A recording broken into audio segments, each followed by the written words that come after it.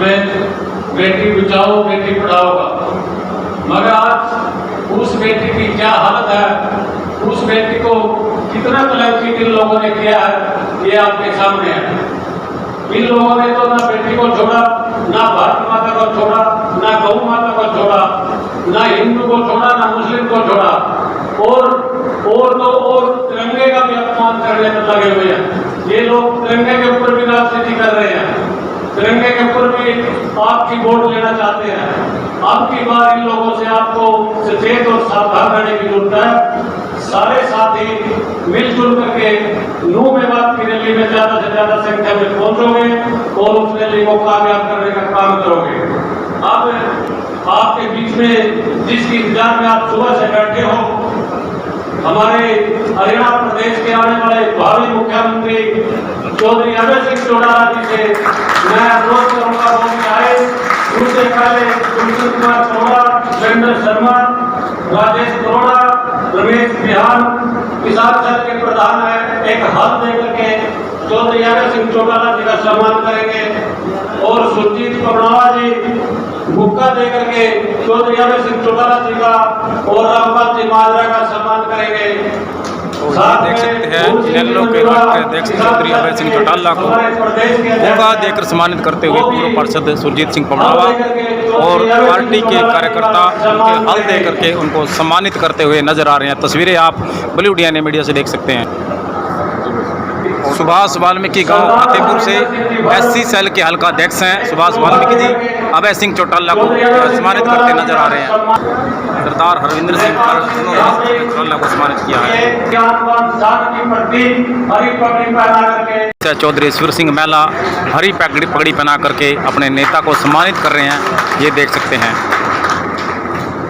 तो देख सकते हैं अभी इनेलो के राष्ट्रीय अध्यक्ष चौधरी अभय सिंह चौटाला अपने संबोधन में नू में होने वाली प्रदेश स्तरीय रैली के लिए कार्यकर्ताओं को आमंत्रित करेंगे, देख सकते हैं। माजरा साहब ने सारी बातें आपके सामने बहुत खुल करके रखी। प्रदेश में आज किस किस्म के हालात हैं, भाजपा की तीसरी बार सरकार बनने के बाद हमें किन परिस्थितियों से गुजरना पड़ा, किनकी दिक्कत और कठिनाइयों का सामना करना पड़ा। अगर मैं उन्हीं बातों को दोहराऊंगा तो बहुत लंबा समय लग जाएगा। भ्रष्टाचार बढ़ा है, कानून व्यवस्था खत्म होगी, नशा और अपराध बढ़ गए, पढ़े लिखे नौजवान के लिए रोजगार नहीं है, किसान को उसकी खेत की फसल के दाम नहीं मिलते, खाद नहीं मिलता, बीज नहीं मिलता, व्यापारी को रोज बहुत सारी परेशानियों का सामना करना पड़ रहा है। मजदूर दुखी है, कर्मचारी दुखी है। आज तो स्कूल और कॉलेज में जाने वाले बच्चे भी परेशान हैं,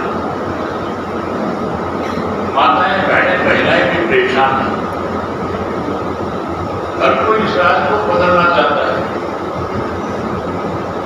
प्रदेश के लोगों ने तो सन 2019 के अंदर जब विधानसभा का चुनाव था तभी यह फैसला कर लिया था कि भाजपा को सत्ता से पार करना चाहिए।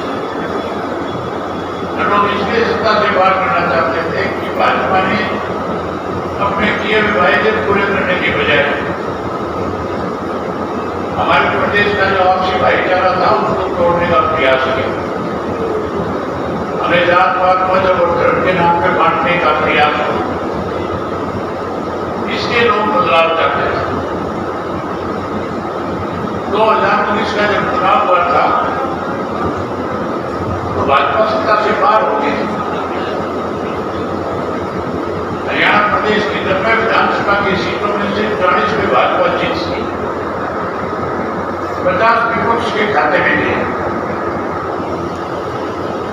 हम 50 का काम तो ये था कि जिस भाजपा के खिलाफ चुनाव करके जीत करके विधानसभा में गए थे, इकट्ठे होकर के बीजेपी को सत्ता से पार करना चाहिए। लेकिन बीजेपी को सत्ता से पार करने की बजाय उस समय से लोग विधायक चुन करके आ गए। में दाव लगाना चाहते थे, प्रदेश को लूटना चाहते थे।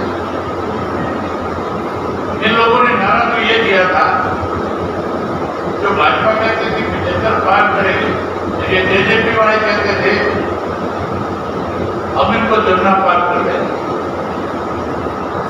करना चाहिए था, वो कांग्रेस पार्टी ने नहीं किया या अभय सिंह चौटाला ने किया। साथियों, इनको तो यही नहीं पता कि ये कांग्रेस पार्टी जा कहाँ रही है।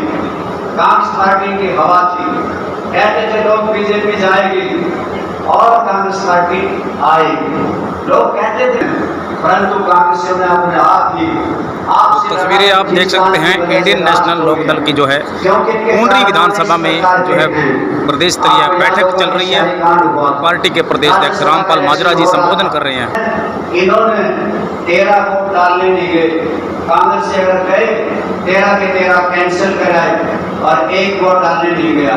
13-14 वोट जिसकी कैंसिल हो गई हो और फिर भी ये मिठाई बांटते हो। इसके बाद राज्यसभा का इलेक्शन इतनी बार फिर आया था, लोग कहते पूछते कि इतनी वोट ले जाएगा राज्यसभा में कांग्रेस का उम्मीदवार, तो पता लगा कि कांग्रेस के 9 विधायक बिक गए थे।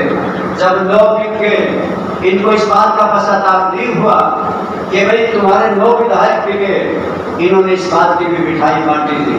मैं तो आप सबसे इतना ही कहना चाहता हूँ कि आपने कांग्रेस पार्टी का राज देख लिया, बीजेपी का तुम भुगत रहे हो और जेजेपी का भी देख लिया। आपने मनोहरलाल देखा, नायब सैनी भूपेंद्र हुड्डा देखा, दुष्यंत चौटाला देखा, आप एक बार चौधरी अभय सिंह चौटाला को भी देखो। और मेरी आप सबसे ये राय है कि हरियाणा प्रदेश जो चौधरी देवीलाल के जमाने में एक प्रगतिशील प्रदेश था, चौधरी ओम प्रकाश चौटाला ने जिसे अपने संघर्ष से सींचा था, और साथियों आज इसकी दुर्गति है। आज ये कर्जे में कह रहा, बेरोजगारी, नौजवानों को मारे जा रही है, नशा में हरियाणा प्रदेश नंबर 1 पे है और टूटी सड़कें बुला रही है। आज मेरे मित्रों आप सबसे कह रही हैं, ये स्कूल जो बिन मास्टरों के चल रहे हैं, आज ये जल घर भी पानी के हैं, ये बुला रहे हैं आपको, ये कह रहे हैं कि उठो और सारे एक हो जाओ। और अब की बार जिस प्रकार से माहौल है कि इतनी बड़ी रैली होगी, उसके बाद सारे समीकरण बदल जाएंगे। हरियाणा प्रदेश की राजनीति में बदलाव आएगा। 27 तारीख को भारतीय जनता पार्टी को पता चल जाएगा अगला मुख्यमंत्री अभय सिंह चौटाला होगा। साथियों, इतना ही नहीं, मैं तो ये मान के चलता हूँ कि राजनीति में मैंने बहुत लोगों को देखा, अगर जुबान कर ली तो जो दे दिया था, अगर किसी की हाँ कर ली तो वो भी पक्की है, या तो पार कर देगा और भाई नहीं तो ये अभय सिंह चौटाला बेड़ा अपना पार कर देगा। इनकी बार जो भूले बिस्तरे साथी कहीं चले गए थे, रही होगी हमारी भी गलती रह गई होगी, उन सबको साथ मिलाना, सबको साथ लेकर आना। आज सब साथियों से इतना ही कहना चाहता हूँ कि दे रहा है दर्द हरियाणा का आज आवाज घर घर, तुम फिर भी ना उठे तो आसियान तुम्हें आसियाना क्या कहेगा। खड़ा पहाड़ों को पचक नीलाम कर रहा हो, तुम फिर भी ना उठे तो जमाना क्या कहेगा। इसलिए आने वाली पीढ़ियां हमें माफ नहीं करेंगी। सारे इकट्ठे हो जाओ और हरियाणा प्रदेश के कोने कोने में जाने का मौका मिलता है। अब की बार तो लोग कहते हैं कि ईद की बार तो अभय सिंह चौटाला को भी बना करके देखेंगे। पूरी पार्टी की हवा है, और हवा को अगर देखना है तो आइए 27 तारीख को 9 चले और लाखों की तादाद में चले और हरियाणा प्रदेश में एक नई तकदीर, नई तस्वीर अभय सिंह चौटाला को आगे लेकर के आए। आप आए, आप सबका बहुत बहुत धन्यवाद। आपके बीच